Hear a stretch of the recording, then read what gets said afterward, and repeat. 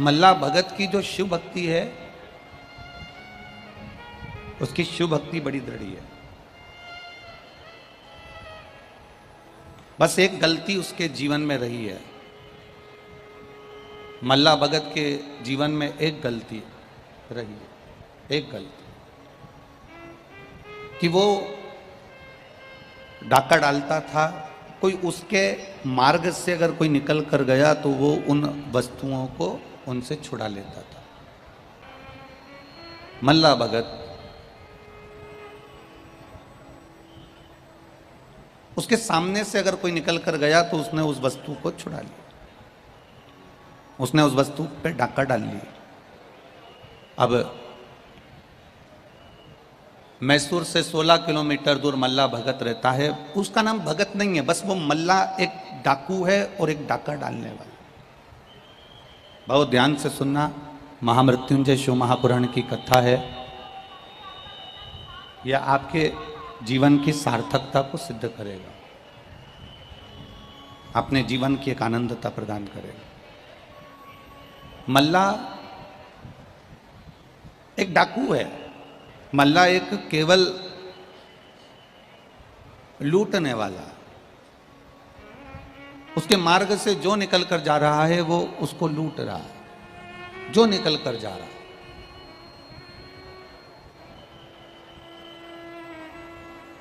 अब नगर के लोगों ने देखा कि मल्ला जो भी वस्तु मिलती है उसको लूट लेता है, जो भी सामग्री मिलती है उसको लूट लेता है। पर मल्ला का एक काम बड़ा विचित्र था कि वो लूटे हुए सामान को, लूटी हुई वस्तु को, लूटी हुई सामग्री को, जैसे ही शिवरात्रि आती थी और शिवरात्रि पर वो लूटे हुए सामान से पूरी शिवरात्रि का भंडारा कर देता था। लूटी हुई सामग्री से शिव का भंडारा। अब जरा समझिएगा कि एक तरफ तो वो लुटेरा है, अब मल्ला लूट लेता, चोरी कर लेता, वस्तुओं को छुड़ा लेता, सामग्री एकत्रित कर लेता, और बाद में वो मल्ला शिवरात्रि जैसे ही आती उस शिवरात्रि पर वो भंडारे खोल देता, खूब खिलाता, लोगों को खूब देता। जरा स्मरण करिएगा, शिव महापुराण की कथा कितनी सुंदर बात कहती है। एक पुष्प भी अगर हम भगवान शंकर को समर्पित कर रहे हैं तो वो पुष्प हमारा होना चाहिए। एक बेलपत्र भी हम भगवान शंकर को समर्पित कर रहे हैं तो वो हमारी होना चाहिए। एक चावल का दाना भी हम देवाधिदेव महादेव को समर्पित कर रहे हैं तो वो चावल का दाना हमारा होना चाहिए। या तो वो चावल का दाना हमारा हो या बेलपत्र हमारी हो, पुष्प हमारा हो। अगर हमारे पास में बेलपत्र नहीं है, पुष्प नहीं है, चावल का दाना नहीं है, तो हमें दूसरे से ना तो पुष्प लेना है, ना चावल का दाना लेना है, ना बेलपत्र लेना है। शंकर जी पर अगर कोई चढ़ी हुई रखी है तो उनसे ही मांगकर उनको वापस समर्पित कर देना, पर संसार से नहीं लेना। हमें दूसरे से नहीं लेना। अपनी जिंदगी में एक बात हमेशा उतार कर रखना, किसी भगवान का दर्शन करने जाओ, शिव महापुराण की कथा को सुनने के लिए जाओ, भागवत सुनने के लिए जाओ, रामायण सुनने के लिए जाओ, यज्ञ में जाओ, अनुष्ठान में जाओ, तीर्थ जाओ, मंदिर जाओ, देवालय जाओ, शिवालय जाओ, गुरु के दरवाजे जाओ, तो एक बात का स्मरण रखना कि आपके पर्स में अगर पैसा नहीं है, आपकी गठरी में अगर धन नहीं है, आपके पास में अगर लक्ष्मी नहीं है, पैसा नहीं है, तो निवेदन है आपकी पड़ोसन से मांगकर आरती की थाली में भी 10 रुपए मत चढ़ाना। भगवान से कह देना जब आप झोली भर कर दे दोगे तब मैं समर्पित कर दूंगी, पर दूसरे से मांग कर नहीं चढ़ा। दूसरे से मांग कर ना दान करिए और दूसरे से मांग कर ना अपना गुजारा करिए। शिव महापुराण की कथा कहती है आपके पास में बेलपत्री नहीं है चढ़ाने के लिए, आप देवाधिदेव महादेव से मांग लीजिए, भोलेनाथ जी आपके ऊपर बेलपत्र चढ़ी है, हमको एक बेलपत्र दे दीजिए। आप शिव जी से कह दीजिए आप हमें पुष्प दे दीजिए, शंकर जी से कह दीजिए आप हमको चावल का दाना दे दीजिए, आप शिव जी से कह दीजिए हमको ये सामग्री दे दीजिए। हमें दूसरे के आगे हाथ नहीं फैलाना। अपनी सास के साथ बाजार जा रही हो और पड़ोसन से कह रही हो मुझे 500 रुपए दे दो, तो सास को बुरा लगेगा कि नहीं लगेगा? बोलो ईमानदारी से बोलो जरा जम के, लगेगा ना? भगवान के मंदिर जा रहे हो, भगवान की चौखट पर जा रहे हो, भगवान के द्वार जा रहे हो, भगवान के दरवाजे पर पहुंच रहे हो और आप पड़ोसन से मांग कर अगर भगवान को चढ़ा रहे हो तो भगवान को बुरा लगता है। भगवान कहते हैं जब तू मुझे सर्वस्व अपना मानता है, सब कुछ अपना मुझे छोड़ चुका है, सर्वस्व अपना दे चुका है, सब कुछ मुझे निछावर कर चुका है, तो फिर तुझे दूसरे से मांगने की जरूरत नहीं है। भगवान कहते हैं मुझसे मांगेगा तो मैं जिंदगी भर के लिए दूंगा, और पड़ोसन से मांगेगा तो वो केवल 5-10 मिनट के लिए, अभी दे दो मैं रात को वापिस कर दूंगा, सुबह दे दो मैं शाम को वापिस दे दूंगा, अभी दे दो मैं तुम्हें वापस दे दूंगा, अभी प्रदान कर दो मैं तुमको दे दूंगा, अभी दे दो मैं तुम्हें अभी दे दूंगा। ना ना ना ना, शिव पुराण कहती है किसी से मांग कर आपका गुजारा नहीं हो सकता। शंभू, किसी से मांग कर आप अपना गुजारा ना करिए। आप अपने पास में जो है वो परमात्मा को देने का प्रयास करें। तेरा ही दिया मैंने खाया पिया है, तेरा शुक्रिया है, तेरा शुक्रिया है, मुझे भोले बाबा ने बहुत दे दिया है, तेरा शुक्रिया है, तेरा शुक्रिया है। जो बाबा ने आपको दिया है आप वो बाबा को समर्पित करिए, जो आप बाबा ने आपको प्रदान किया है वो आप बाबा को दे दीजिए, जो आपको बाबा दे रहे हैं आप उतना बाबा को दीजिए। अपने स्मरण में रखिए, अपनी भक्ति में रखिए, अपने भाव में रखिए। नहीं है हमें नहीं दे। अभी छत्रपति संभाजी नगर की कथा में आपको एक बात कही थी, छत्रपति संभाजी नगर की कथा में आपको एक बात कही थी, कर्जा कभी जिंदगी में मत लो।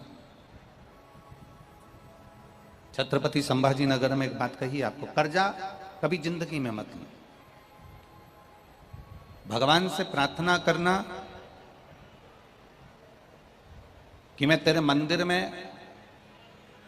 मौन लेकर रहकर बैठ जाऊंगी, मैं मौन रह लूंगी पर कर्जा नहीं लूंगी। दुनिया के बैंक तुमको लोन देने को तैयार बैठे हैं। हाउस लोन ले लो, शादी का लोन ले लो, जेवर पर लोन ले लो, प्लाट पर लोन ले लो, मकान पर लोन ले लो, घर पर लोन ले लो, गाड़ी पर लोन ले लो। दुनिया के बहुत सारे बैंक आपको 24 घंटे कर्जे में डुबाने को बैठे हैं। बहुत सारे बैंक आपको कर्जा देने को बैठे हैं। बहुत सारे लोग आपको फाइनेंस करने को बैठे हैं। हम गाड़ी ले लो, हम आपको फाइनेंस कर देंगे, हम आपको लोन दे देंगे। पर शिव महापुराण की कथा कहती है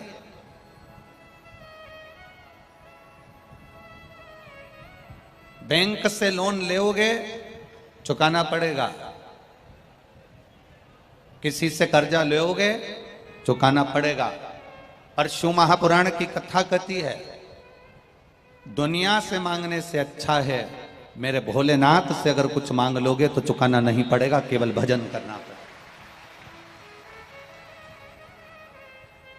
मेरे शिव से अगर कुछ मांगा है तो आपको चुकाना नहीं है, मेरे शंकर से लिया गया सामग्री वापस नहीं देना है।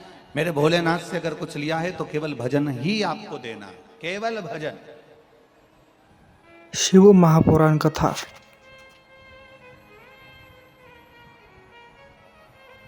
दुनिया से लोगे तो वो आपको नोच लेगा, दुनिया से लोगे तो वो आपको ताना दे देकर मार देगा। मच्छर और मनुष्य कौन कौन, जरा जम के बोलो, जरा बोलो जम के, कौन कौन? मच्छर और मनुष्य, ये दोनों काटते हैं। मच्छर भी काटता है और बोलो बोलो जम के बोलो जरा, मनुष्य भी काटता है। मच्छर काटता है तो केवल खून पीता है, और मनुष्य काटता है तो पूरा कुल का सत्यानाश मिला देता है। शिव महापुराण कथा। मच्छर और मनुष्य दोनों काटते हैं। मच्छर काटता है तो केवल खून पिएगा, चल जाएगा, पर मनुष्य जब काटने की बारी आती है तो अपनी समाज को काट देता है, धर्म को काट देता है, अपने मोहल्ले को काट देता है, अपने नगर को काट देता है, और काटते काटते काटते काटते ये पूरे सनातन धर्म को बांट देता है। ऐसा मनुष्य काटता है। इसका काटना बड़ा कठिन है। दोनों में केवल एक अंतर भारी है कि मच्छर कभी मच्छर को नहीं काटता। तुम्हारे भोपाल में अगर मच्छर मच्छर को काटता हो तो बात दूसरी, पर हमारे सीओर में तो मच्छर मच्छर को कभी नहीं काटता। दोनों में केवल एक अंतर है, मच्छर मच्छर को कभी नहीं काटता है, पर मच्छर से भी ज्यादा खतरनाक है मनुष्य, जो मनुष्य ही मनुष्य को काट देता है, जो मनुष्य ही मनुष्य को काट रहा है। मच्छर से ज्यादा खतरनाक है।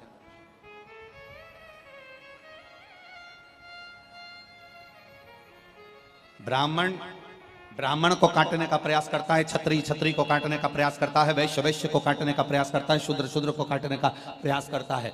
जो सनातन धर्म में पैदा होता है, हिंदू धर्म में पैदा होता है, सनातन धर्म में जन्म लेने के बाद भी, सनातन धर्म में पोषण होने के बाद भी, सनातन धर्म में माता पिता ने संस्कारों दिए हैं, मंदिर तक पहुंचाया, सनातन धर्म में रहने के बाद भी, हमारे ही सनातन धर्म पर, उस सनातन धर्म में रहने के बाद भी, हिंदू धर्म में रहने के बाद भी हमारे सनातन धर्म और हिंदू धर्म पर उंगली उठाता है, वो साधारण नहीं होता। मनुष्य मनुष्य को काटने में दौड़ता है। महाराज, मच्छर कभी मच्छर को नहीं काटता, केवल एक मानव ऐसा है जो एक दूसरे को काटने में लगा है।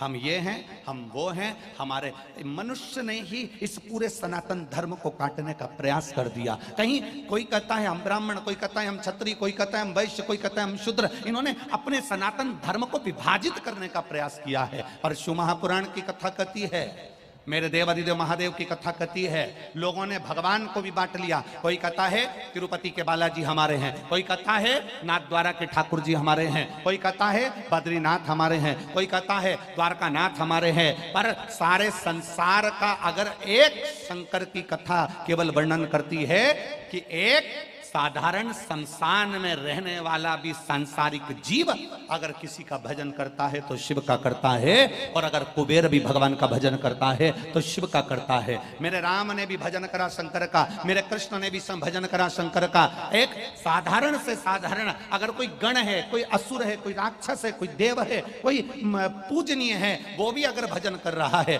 तो मेरे देवाधिदेव महादेव का कर रहा है। क्योंकि संपूर्ण ब्रह्मांड में जब कोई मूर्ति नहीं थी, संपूर्ण ब्रह्मांड में कोई स्वरूप नहीं था, सब संपूर्ण ब्रह्मांड में केवल एक स्वरूप था, और वो देव अधिदेव महादेव का शिवलिंग था, उसके सिवा कुछ नहीं।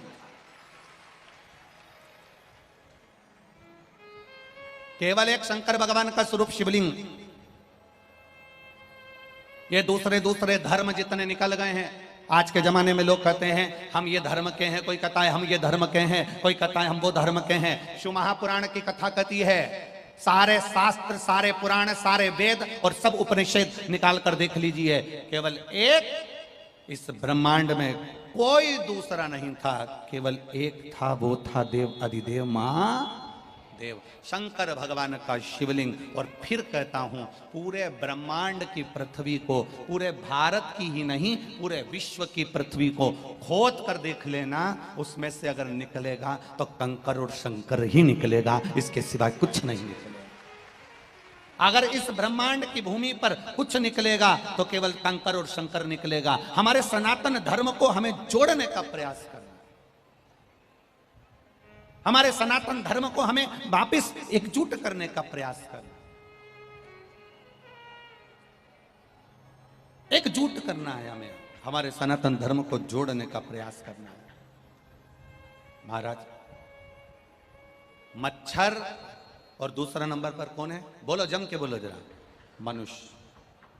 मच्छर काटता है तो केवल खून पीता है, और मनुष्य काटता है तो हमें बांट देता है, हमें बांट रहा। हमारी समाज को, कुल को, परिवार को, नातों को, रिश्तों को, कुटुंब को ये बांटने का प्रयास कर रहा है। पर हमारी बुद्धि कहां गई? हमारा चित्त कहां गया? हमारी वृत्ति कहां गई? हमारा मन कहां गया? आप थोड़े दिन तक शंकर के मंदिर जाएंगे, एक लोटा जल चढ़ाएंगे, थोड़े दिन तक आप भगवान शिव के मंदिर जाएंगे, थोड़े दिन तक मस्तर पर चंदन लगाएंगे, थोड़े दिन तक भगवान के मंदिर जाएंगे, और थोड़े दिन मंदिर जाते जाते जाते जाते फिर कोई तुमको मिल जाएगा ज्ञान देने वाला। वो कहेगा शिव जी पे जल नहीं चढ़ाना चाहिए, वो तुमसे कहेगा शंकर जी को अगरबत्ती नहीं लगाना चाहिए, वो तुमसे कहेगा शंकर जी पे चढ़ा हुआ जल नहीं पीना चाहिए, वो तुमसे कहेगा शंकर को बेलपत्र चढ़ाकर नहीं खाना चाहिए, वो तुमसे कहेगा शंकर के मंदिर का शिखर का चौखट नहीं चढ़ना चाहिए। वो तुम्हें ज्ञान देना चालू करेगा। जिस समय पर तुम्हारे सनातन धर्म को तोड़ने की बारी आए, जिस समय पर तुम्हारे को मंदिर जाने से कोई रोके, उस समय पर तुम्हें जवाब देना है कि तुमसे ज्ञान लेने के लिए हम यहां नहीं आए, हमें तो शंकर के द्वार जाना है और शंकर को अपना बनाना है, इससे ज्यादा हम कुछ नहीं जानते। तुम बड़े बड़े मॉल जाओगे तो तुम्हें कोई नहीं रोकेगा। आज तक किसी ने रोका तुमको? बोलो रे, जम के बोलो रे भोपाल वालों, रोका किसी ने? तुम बड़े बड़े शॉपिंग की दुकान पर जाइए, कोई नहीं रोकेगा। कपड़े की दुकान पर जाओ, कोई नहीं रोकेगा। किराने की दुकान पर जाओ, कोई नहीं रोकेगा। तुम ब्यूटी पार्लर जाओ, कोई नहीं रोकेगा। पर जब 2-4 महीना तुम मंदिर जाना चालू कर दो, 15 दिन, 8 दिन, 20 दिन, 25 दिन रोज मंदिर एक लोटा जल लेकर जाओगे, तो लोग ताना देना चालू कर देंगे, ये आ गई सीवर वाले महाराज की चेली।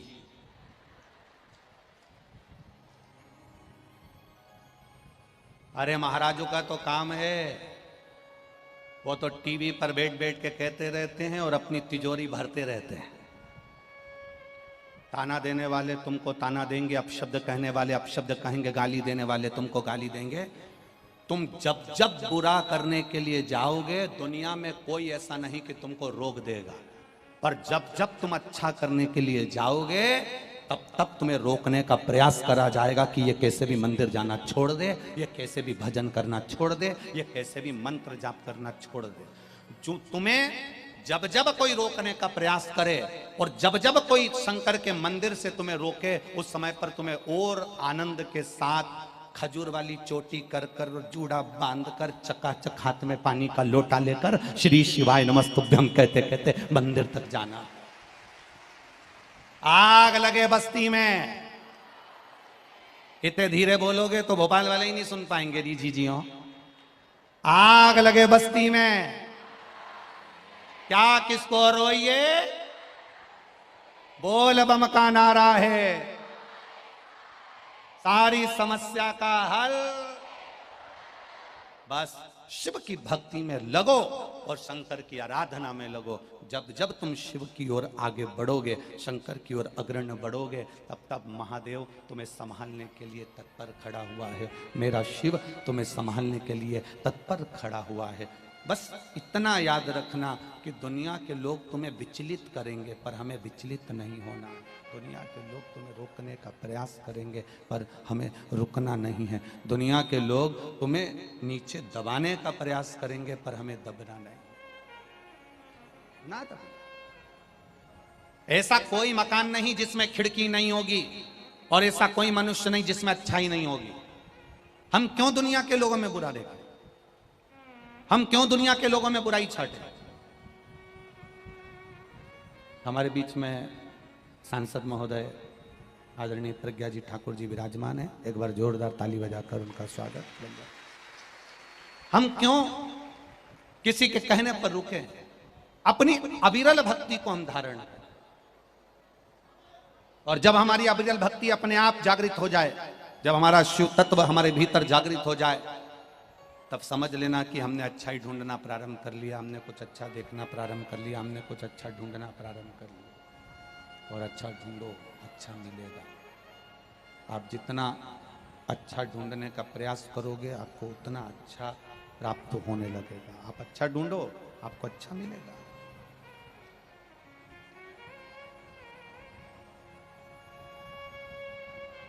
जिस दिन हमारी चित्त वृत्ति शिव से दूर हो गई, उस दिन फिर हमारा संभालने वाला कोई नहीं। कौन संभाल? शंभु शरणे पड़ी मांगू घड़ी ने घड़ी, दुख काटो दया करी ने दर्शन आपो। शंभु शरणे पड़ी मांगू घड़ी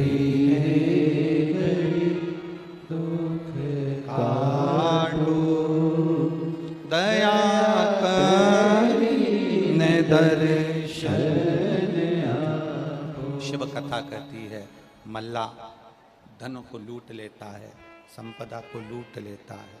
मल्ला जाने वालों को लूट कर, धन संपदा लूट कर, बाद में उसको शिवरात्रि के दिन खर्च भी कर देता है, शिवरात्रि के दिन भंडारा भी कर देता है। पर शिव महापुराण इसका वर्णन नहीं कर रही। शिव महापुराण इसका वर्णन नहीं कर रहे।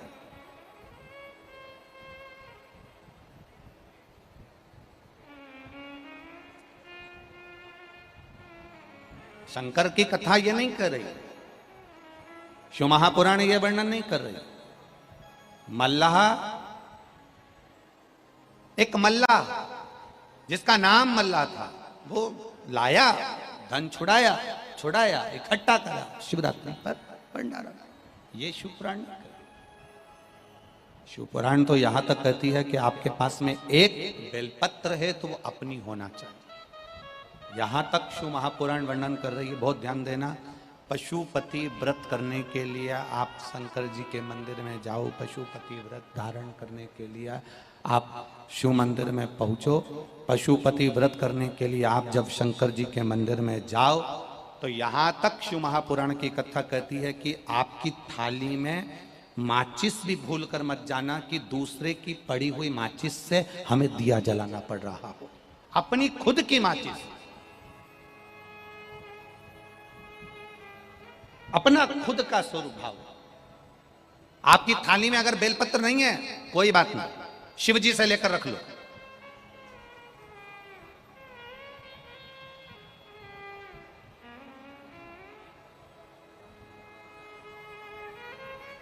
अब बाबा से ले ना। पड़ोसन की थाली में तुमने माचिस देखी और तुमने तुरंत पड़ोसन से कह दिया, ए दीदी तुम्हारी माचिस ले लूं क्या, मेरे को दिया लगाना है। मांगा किससे? जम के बोलो जरा, पड़ोसन से। और व्रत कौन सा कर रही है? अरे बोलो बोलो जरा, पशुपतिनाथ का व्रत कर रही है। और मांग किससे रही है? पड़ोसन से। और मांगने क्या पहुंची है? भोलेनाथ से। आराधना शिव से कर रही है, प्रार्थना शिव से कर रही है, निवेदन शिव से कर रही है। पहुंची शंकर के द्वार पर, पहुंची मेरे भोलेनाथ के द्वार पर, और मांग पड़ोसन से रही है। शंकर की कथा कहती है पशुपति व्रत में अगर आपने एक व्रत करा है और वो व्रत मेरे भोलेनाथ ने स्वीकार नहीं करा, समझना उसमें कोई ना कोई गलती हमारी होगी। हमने पड़ोसन से बेलपत्र मांगी होगी, हमने पड़ोसन से माचिस मांगी होगी, हमने पड़ोसन से कोई पदार्थ मांगा होगा, हमने जरूर कुछ ना कुछ पशुपति व्रत में गलती करी होगी, जिसके कारण मेरे भोलेनाथ ने मेरे व्रत को स्वीकार नहीं करा। हमें अगर हमारे पास माचिस नहीं है तो बाबा के मंदिर में जो दिया जल रहा है, बाबा से कहकर बाबा आपकी जोत में से जोत दे दीजिए और उस दिए की बाती में से कुछ थोड़ी सी बाती जलाकर अपने दिए में ले लीजिए, पर पड़ोसन से माचिस भी मत मांगिए, उसको नीचा देखना पड़ता। मेरे बाबा के दरवाजे पर पहुंचे तो मेरे बाबा से ही मांगो, मेरे शंकर के दरवाजे पर पहुंचे हो तो मेरे शंकर से ही मांगो, मेरे शंभू के दरवाजे पर पहुंचे हो तो मेरे शंभू से ही मांगो, दूसरे से नहीं मांगो। दूसरे से आप मत मांगिए, आपको दूसरे से मांगने की जरूरत नहीं पड़ेगी। खाली ना जाता कोई दर से तुम्हारे खाली न जाता कोई, दर से तुम्हारे मैं भी खड़ा हूँ नंढे पाँव पसारे, अपने हृदय से लगा लो गिरा जा रहा हो, उठा लो उठा लो भोले अपने दर से, अब तो न टालो गिरा जा रहा हो, उठा लो उठा। मांगो मेरे भोलेनाथ जी से, उससे कहो, उससे प्रार्थना करो। आप पड़ोसन से या दुनिया के लोगों से या दूसरे से मांग कर उत्तमता नहीं पा सकते। आज एक संकल्प लो अपने भीतर, आज अपने भीतर एक विचार रख लो। शिव महापुराण में बहुत दूर दूर से आए हो। अभी हम आ रहे थे तो हमने वो राय साहब गाड़ी चला रहे थे, जायसवाल जी, तो जायसवाल जी गाड़ी चला रहे थे तो हमने उनसे कहा कि बहुत भीड़ है और ऑटो बहुत दूर दूर रुक रहे हैं, तो हमने जायसवाल जी से कहा आप विश्वास भैया तक बात पहुंचाना कि थोड़ा ऑटो थोड़ा नज़दीक तक छोड़ें तो लोगों को तकलीफ ना हो।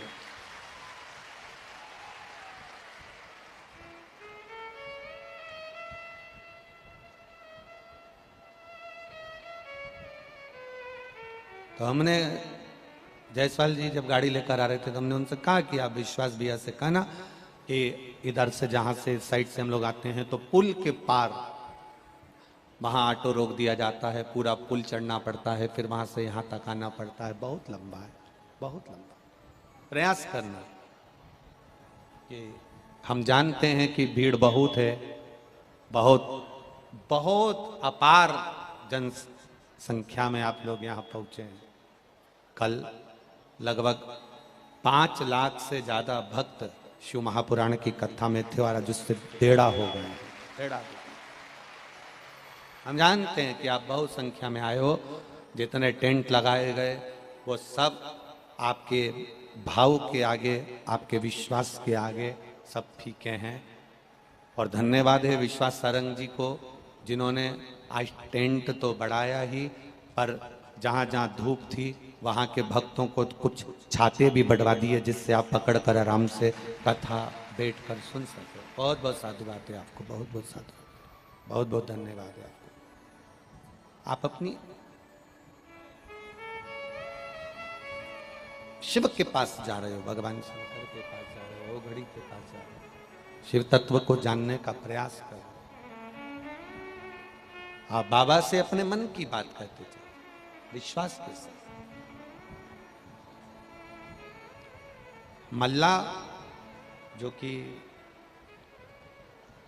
लुटेरा था, लूट रहा था, डाका डाल रहा था, जाने वालों को रोक रहा था, उनसे धन एकत्रित कर रहा था, उनसे कुछ लूट रहा था। शिवरात्रि के दिन वो भंडारा भी कर देता था, पर उसका कोई मोल तत्व, भाई बढ़ाओ रे, बढ़ाओ उसको। शिवरात्रि के दिन उसको लुटा भी देता था। अब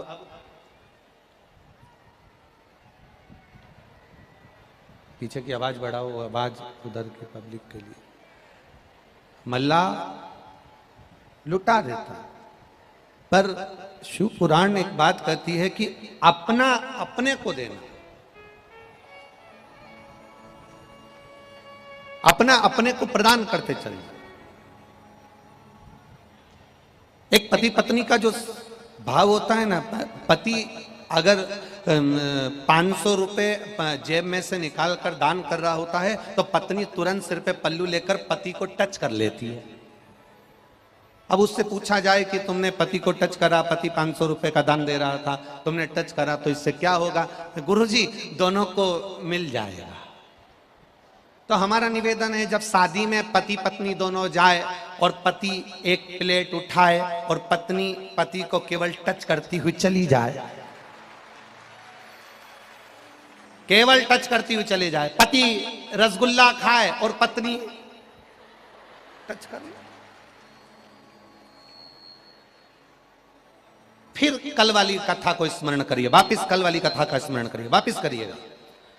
अपने हाथ में खुजाल तो अपने को खुजाना, अपने को छींक आई तो अपने को बोलते जाओ छींकना, अपने को खांसी आई तो अपने को खांसना है, अपने को भूख लगी तो भोजन अपने को करना है, अपने को अगर सिर दर्द हुआ है तो गोली अपने को खाना है, अपने पांव में दर्द है तो पट्टा अपने पांव में बांधना है। उसी तरह हमारे कर्म का भोग हमें अपने आप को भोगना है, पड़ोसी कभी नहीं भोगेगा, रिश्तेदार कभी नहीं भोगेंगे, पत्नी और बच्चे कभी नहीं भोगेंगे, कुटुंब कबीले वाले कभी नहीं भोगेंगे। अपने कर्म का भोग अपने को भोगना है, अपने कर्म का भोग अपने को भोगना है, कोई दूसरा नहीं भोग पाएगा, कोई दूसरा नहीं भोगेगा,